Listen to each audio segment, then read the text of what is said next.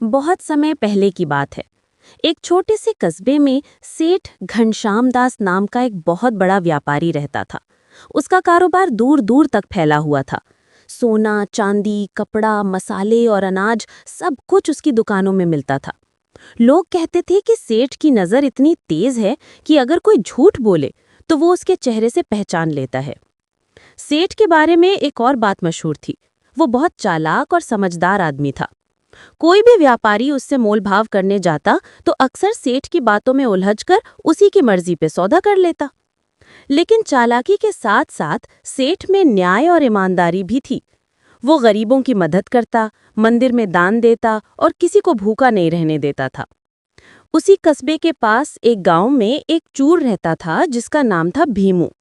भीमू बचपन से ही चोरी चकारी करता आया था। वो तेज, फुर्तीला और चालाक था, पर उसके पास कोई काम नहीं था। वो सोचता था कि मेहनत करने से अच्छा है चालाकी से माल कमा लेना। एक दिन जब भीमू कस्बे में आया तो उसने सेठ की सोने की दुकान देखी।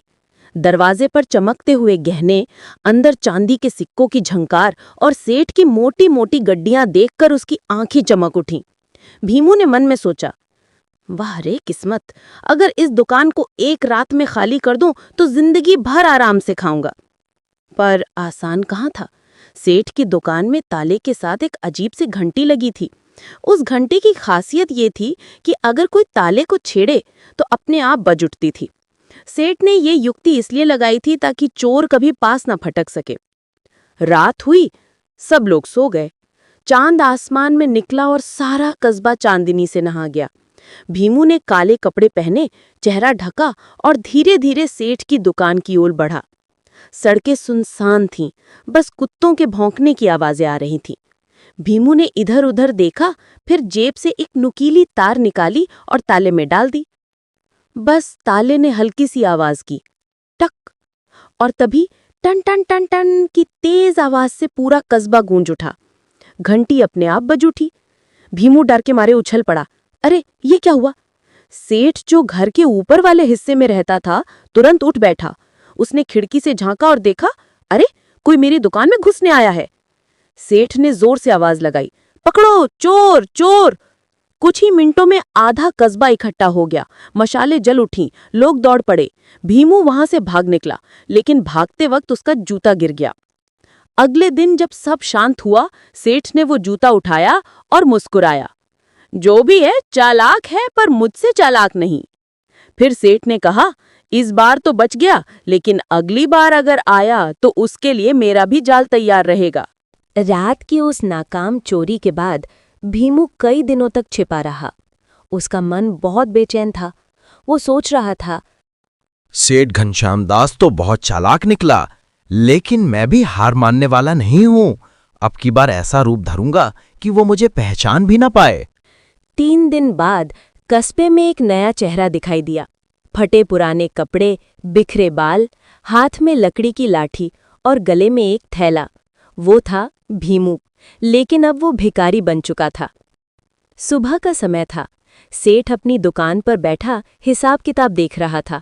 तभी दरवाजे पर आवाज आई, सेठ जी, दया कीजिए, 2 दिन से कुछ नहीं खाया। सेठ ने सिर उठाकर देखा।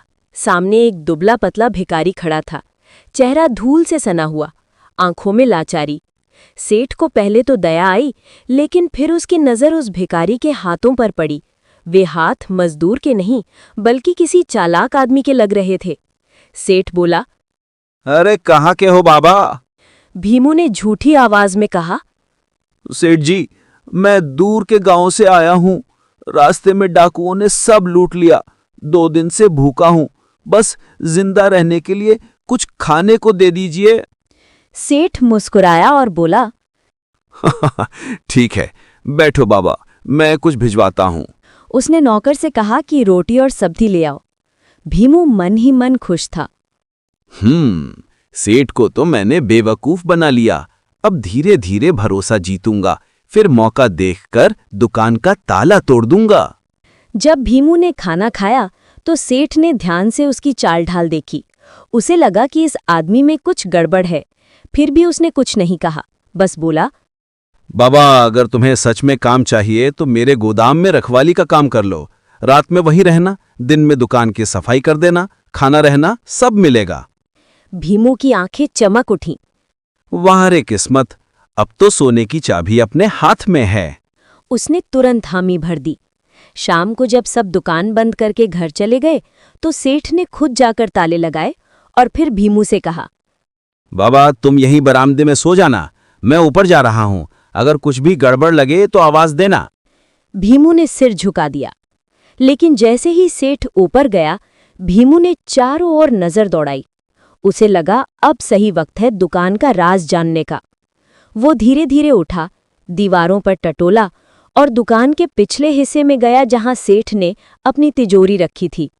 वहां उसे कुछ अजीब दिखा। एक चमकता हुआ मटका जिसके ऊपर लिखा था, इस मटके में अमूल्य वस्तु है, बिना इजाजत हाथ न लगाना। भीमू हंस पड़ा। अब तो माल मिल गया। इस मटके में ही तो जरूर सोना या हीरे होंगे।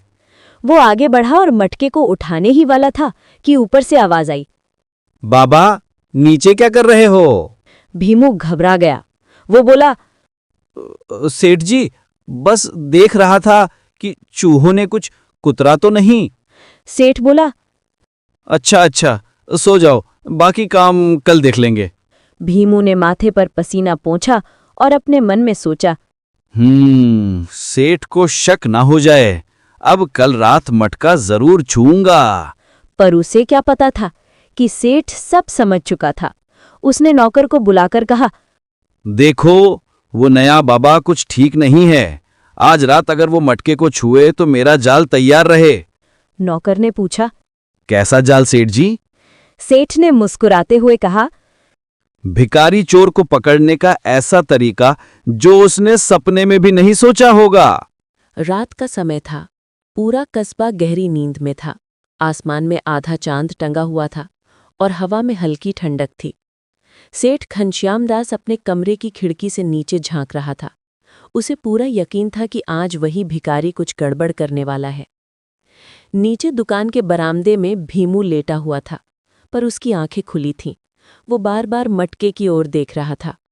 उसका मन कह रहा था, अब वक्त आ गया है, इस बार अगर माल हाथ लग गया तो सारी उम्र आराम की जिंदगी जीऊंगा। धीरे धीरे वो उठा, चारों ओर देखा, सन्नाटा था। उसने धीरे से कदम बढ़ाए और उस चमकते हुए मटके के पास पहुंचा। मटके पर लिखा था, बिना इजाजत हाथ न लगाना। वो मुस्कुराया। इजाजत मांगकर कौन अमीर बना है? उसने दोनों हाथों से मटके का ढक्कन उठाया। जैसे ही ढक्कन ऊपर हुआ, धड़ाम की तेज आवाज के साथ मटके के अंदर से चमकदार धुआं निकला। भीमू चौंक गया। अरे, ये क्या? धुएं के साथ एक तेज घंटी बजने लगी। पूरी दुकान में घंटियों की झंकार फैल गई। सेठ ऊपर से हंसते हुए बोला, क्या हुआ बाबा, मटका पसंद आया? भीमू समझ गया कि वो सेठ के जाल में फंस गया है। उसने भागने की कोशिश की, पर जैसे ही दरवाज़ा खोला, वहां पहले से ही सेठ के नौकर खड़े थे। उन्होंने उसे पकड़ लिया। सेठ नीचे आया, हाथ में दिया लेकर बोला, तो बाबा, अब बताओ, कौन से गांव से आए हो? भीमू चुप रहा। सेठ ने उसके चेहरे पर दिए की रोशनी डाली और कहा, अरे, ये तो वही जूते वाला चोर है जो पिछली बार भागा था। भीमू ने सर झुका लिया। सेठ जी, मुझसे गलती हो गई, मुझे माफ कर दीजिए। सेठ ने कहा, गलती नहीं, ये तुम्हारी आदत है।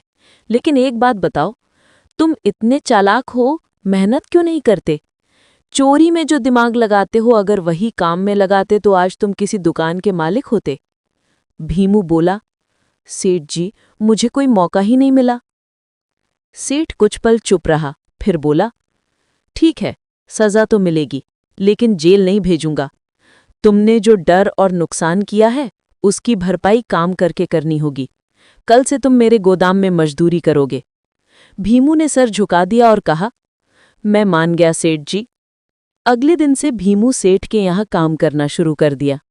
वो रोज सुबह जल्दी उठता, झाड़ू लगाता, बोरे उठाता, सामान गिनता। सेठ सब देखता पर कुछ नहीं कहता। धीरे धीरे भीमू को एहसास होने लगा कि ईमानदारी से काम करने में जो सुकून है, वो चोरी में नहीं। एक दिन सेठ ने उसे बुलाया और बोला, भीमू, आज तुम्हें मेरी दुकान की रखवाली करनी है, पर ध्यान रहे, अब तुम्हारी परीक्षा है। अगर तुम ईमानदारी दिखाओगे तो तुम्हें इनाम मिलेगा। रात को जब भीमू दुकान पर बैठा, अचानक बाहर से 2 असली चोर आ गए। उन्होंने ताला तोड़ने की कोशिश की। भीमू के मन में पहले तो पुरानी आदत जगी कि क्यों ना साथ दे दूं, पर फिर उसने सोचा, सेठ ने मुझ पर भरोसा किया है, अब मैं वही गलती दोबारा नहीं करूंगा। वो चिल्लाया, चोर चोर! लोग दौड़े आए और दोनों चोर पकड़े गए। अगले दिन जब सेठ को पता चला कि भीमू ने ईमानदारी से चोरी रोक दी, तो उसने मुस्कुराते हुए कहा, अब तू सच्चा आदमी बन गया है, अब से तू मेरा मददगार नहीं, साथी है। भीमू की आंखों में आंसू आ गए। उसने कहा, सेठ जी, आपने मुझे सजा नहीं, इंसानियत सिखाई है। अगर हर अमीर आदमी आपकी तरह सोच ले तो कोई गरीब चोरी नहीं करेगा। सेठ बोला, बेटा, चोरी सिर्फ भूख से नहीं, लालच से होती है। जब इंसान मेहनत की कीमत समझ लेता है, तब उसका लालच मर जाता है। धीरे धीरे भीमू सेठ का सबसे भरोसेमंद आदमी बन गया। वो अब दुकान संभालता, हिसाब रखता और जो भी जरूरतमंद आता उसकी मदद करता। कस्बे में अब लोग कहते थे, सेठ घनश्याम दास और उसका ईमानदार साथी भीमू दोनों ही किस्मत के नहीं, कर्म के धनी हैं। कहानी का संदेश, चालाकी अगर बुराई में लगाओगे तो खुद फंसोगे, लेकिन अगर उसी चालाकी को अच्छाई में बदल दो तो जिंदगी बदल जाती है। भाइयों, हमें सपोर्ट कीजिए। लाइक, कमेंट, शेयर, सब्सक्राइब जरूर करें। शुक्रिया।